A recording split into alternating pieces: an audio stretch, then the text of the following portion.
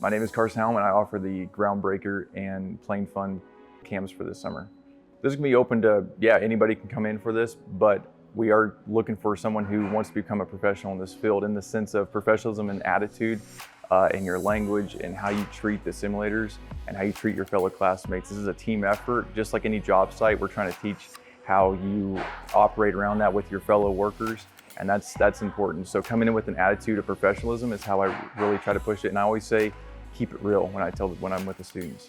So we have the excavator, the dozer, and the loader, and the motor grader. And so those are 4 different types of pieces of equipment, and different levels and different skills are required for each of them. In the field of heavy equipment, you can be a heavy equipment operator, a driver, a superintendent, a project manager. There's multiple different ways you can go in this field and different avenues depending on what you like to do as an individual.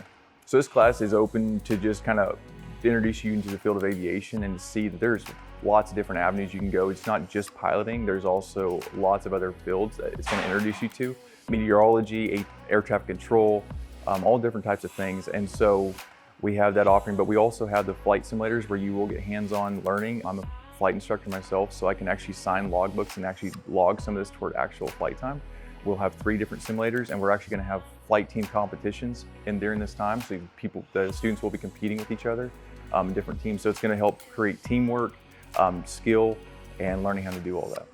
When they come away from this, I'm hoping that they will take themselves and realize that they have something inside them that can be professional, that they can have a confidence, they can walk away, and not maybe if they choose not to go into one of these career fields, they have a skill set that's just valuable in the workforce.